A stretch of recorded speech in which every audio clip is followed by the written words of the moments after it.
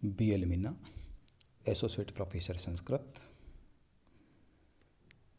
BA part 3 के पाठ्य पुस्तक श्रीमद् भगवत गीता के द्वितीय अध्याय के विषय में आपसे चर्चा करता हूँ। द्वितीय जो अध्याय की विषय वस्तु क्या है, इसके विषय में हम आज आपके साथ चर्चा करते हैं। युद्ध स्थल में अर्जुन किम कर्तव्य मूढ़ हो जाता है और वह युद्ध से विचलित हो जाता है। युद्ध से विचलित होने का कारण अर्जुन का स्वजनों के प्रति मोह है। उस मोह के कारण वह आत्मीयजनों के साथ युद्ध करने से पलायन करने को तत्पर हो जाता है। ऐसी स्थिति में अर्जुन के मोह को नष्ट करने के लिए अर्जुन मोह के विषय में प्रश्न करता है और कृष्ण उस मोह को नष्ट करने के लिए उत्तर देता है। इस प्रकार इस संवाद शैली में मोह को नष्ट करने का मार्ग श्री कृष्ण अर्जुन को दिखाते हैं। मुख्य वक्ता और श्रोता, वक्ता कृष्ण है, श्रोता अर्जुन है। इस दृष्टांत को देखने वाला संजय है और संजय धृतराष्ट्र को इन दोनों के बीच के संवाद को बताता है। संजय बताता है कि भौतिक पदार्थों के प्रति करुणा, शोक और अश्रु से सब आत्मा को न जानने के लक्षण। आत्म साक्षात्कार करने वाला व्यक्ति करुणा, शोक और अश्रुरहित होकर कर्म करता है। वह इनके प्रति आसक्ति या मद युक्त या राग युक्त नहीं होता है। मधुरूपी असुर का वध करने वाला अर्थात अज्ञान रूपी असुर का वध करने वाला कृष्ण है। इसीलिए कृष्ण को मधुसूदन कहा गया है। अनासक्त कृष्ण आसक्त अर्जुन को अनासक्त बनाने के लिए आत्म साक्षात्कार का उपदेश देते हैं। कृष्ण अज्ञानी पुरुष के शोक को विनष्ट कर उसे आत्मज्ञान से साक्षात्कार कराते हैं। ये जो साक्षात्कार तभी संभव है जब मनुष्य निष्काम भाव से कर्म करे और आत्म मनोबल को प्राप्त करे। श्री कृष्ण बोलते हैं, हे अर्जुन,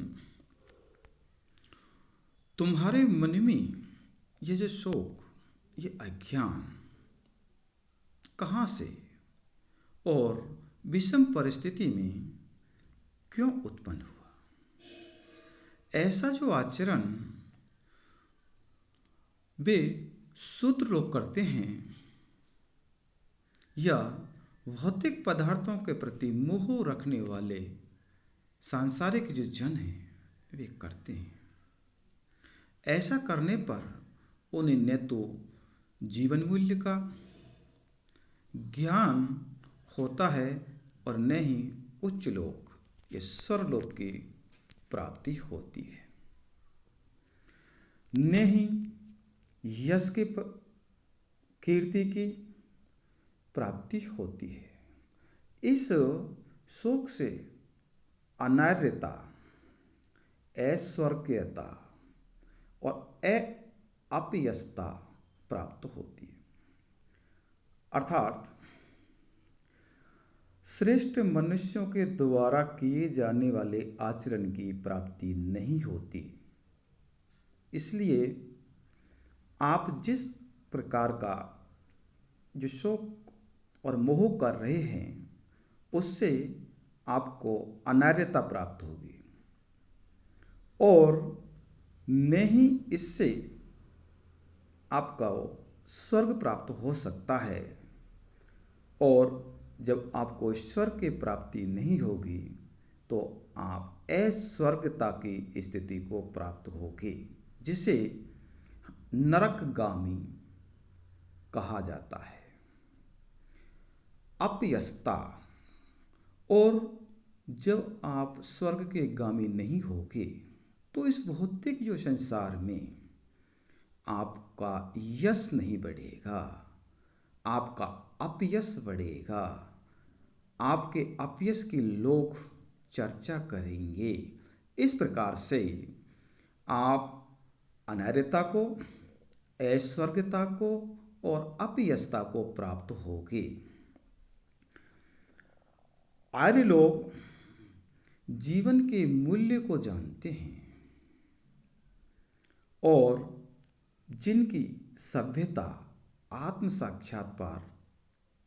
साक्षात्कार पर निर्भर करती है, वे उच्च लोक और यश प्राप्ति के लिए सतत प्रयत्नशील होते हैं। इसलिए हे प्रथा पुत्र, प्रथा पुत्र कहने के पीछे कृष्ण का अर्जुन को भावनात्मक दृष्टि से मजबूत करना है।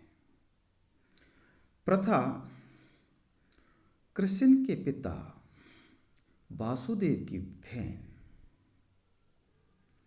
कृष्ण का भाई, कृष्ण का अर्जुन के साथ रक्त संबंध था, यह स्पष्ट करने के लिए अर्जुन को भावनात्मक दृष्टि से अपने साथ जोड़ने के लिए प्रथा पुत्र से संबोधन करते हैं।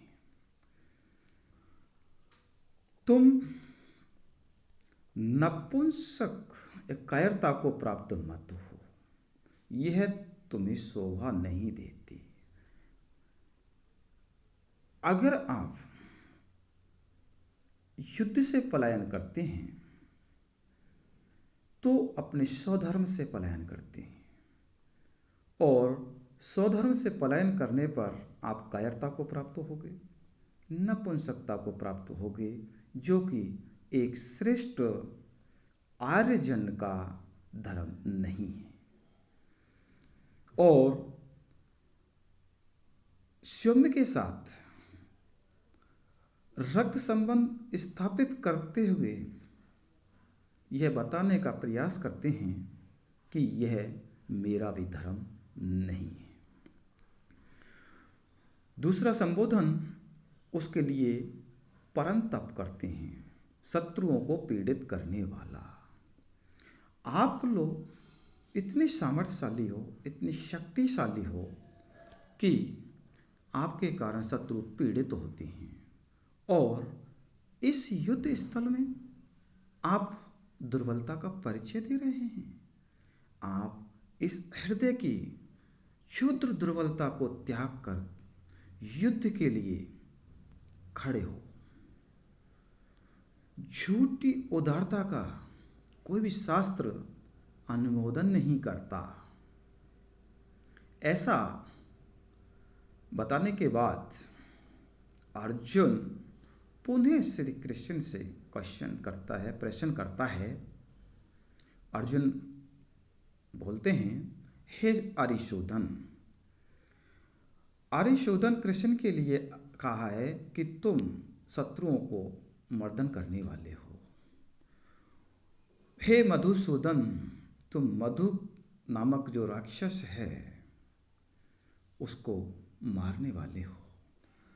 मैं युद्ध भूमि में किस तरह भीष्म, द्रोण जैसे पूजनीय व्यक्तियों पर उलटकर प्रहार करूं, बाण चलाऊं,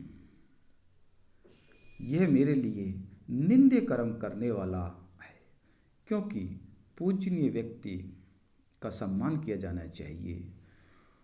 पूज्य व्यक्ति नहीं होता ऐसा सभी शास्त्र कहते हैं। अर्थात पूजनीय व्यक्ति के साथ निंद्य कर्म नहीं करना चाहिए। और भीष्म पितामह और द्रोणाचार्य मेरे लिए पितामह और गुरु हैं।